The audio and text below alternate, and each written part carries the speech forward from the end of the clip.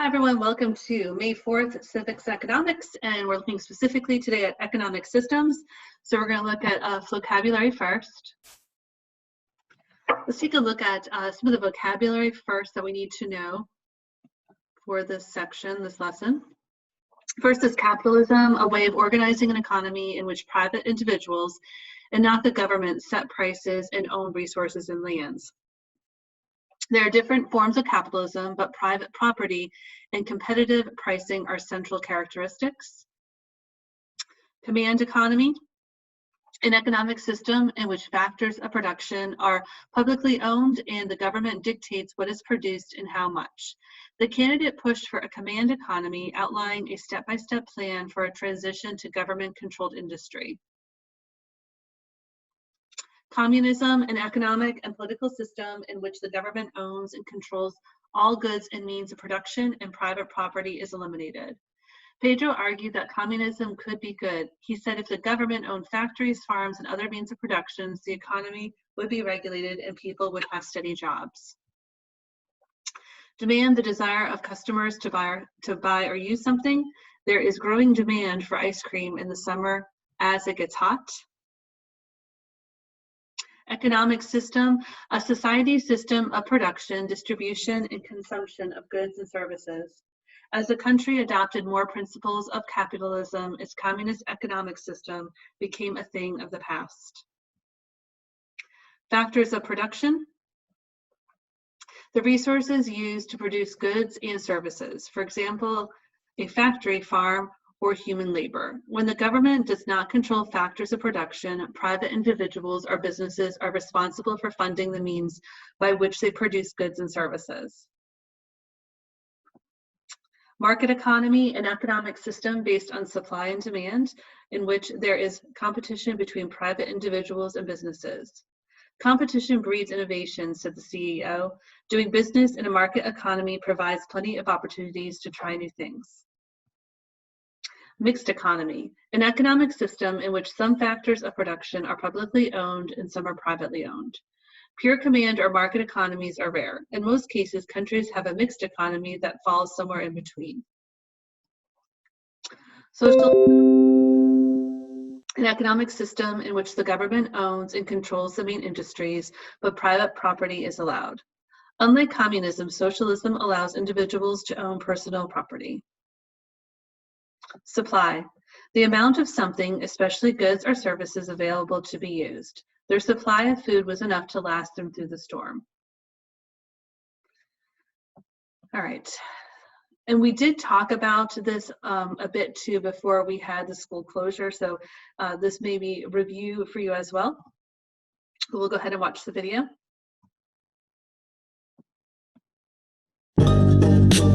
Every economic system answers three questions. Cool?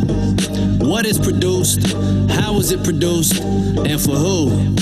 In other words, an economic system is how a society makes and sells goods and services for everybody. Yeah, communism is a command economy where the government decides, not you or me.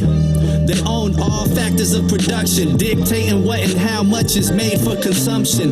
Businesses exist to produce goods and services based on a quota, not for profit. Have you heard of this? There's no competition between businesses, and the government sets the price for any purchases. In the market economy, like capitalism, it's not like communism where the people have to listen. Individuals and businesses decide what is made, how it's made, then they can sell it to get paid.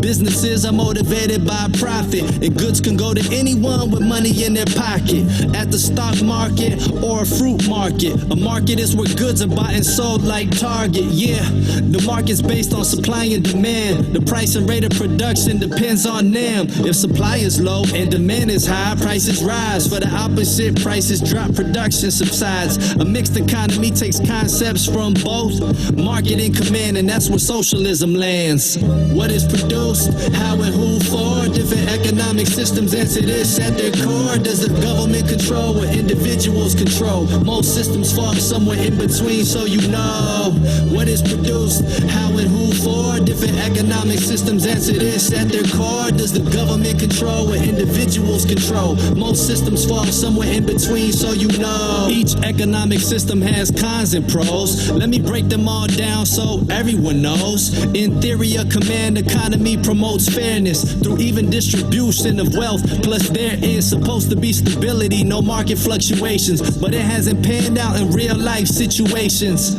In the Soviet Union, 20th century, communism led to corruption. It wasn't pretty, only a few had power. This resulted in totalitarian rule, where the rest had to cower. With a market economy like capitalism, there's incentive for business to outperform the competition. This results in better, less expensive products and more choice for consumers. Well, that's the logic, but inequalities will always be in market economies. Bad spending and less social services can lead to poverty, but there are almost no examples in reality of a pure command or market economy. Most lean toward a market, but fall along a spectrum and take concepts from both and then connect them. For example, the U.S. is mainly capitalist, but has public programs like Medicaid to assist. And China used to be completely communist, but adopted concepts from the capitalists. What is produced, how and who for? Different economic systems answer this at their core. Does the government control or individuals control? Most systems fall somewhere in between, so you know what is produced, how and who for. Different economic systems answer this at their core. Does the government control or individuals control? Most systems fall somewhere in between, so you know.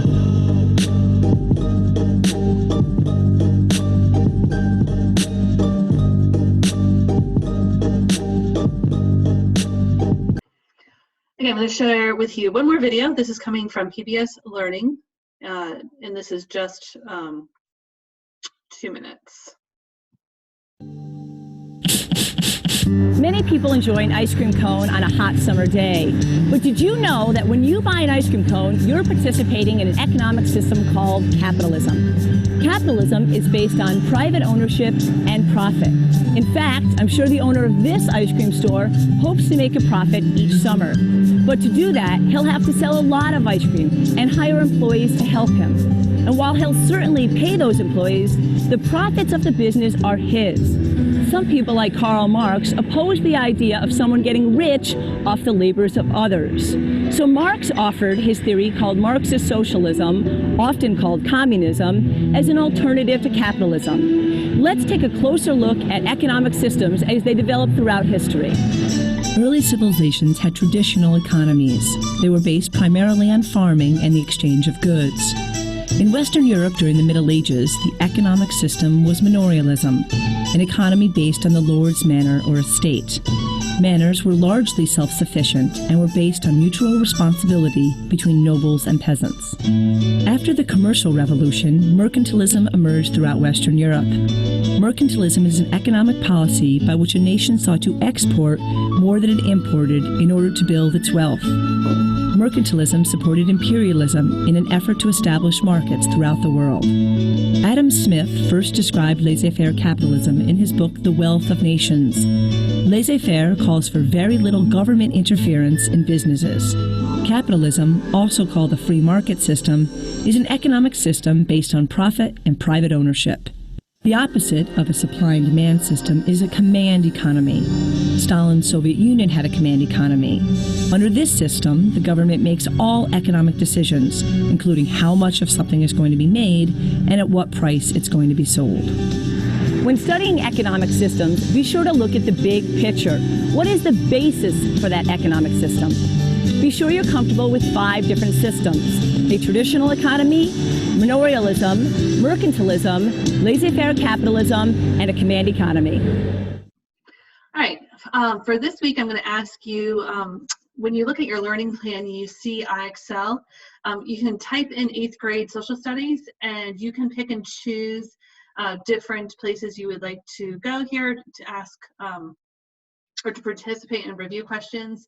And you can see here again, there's economic principles for letter E. through G for supply and demand to do with economics. And of course, you can go on to other sites as well on this, or other subjects, I mean, to review as well. I hope you have a great day, and if you have any questions, you can have your parent email me at heidi.younger@centralhealth.com. I will talk to you soon.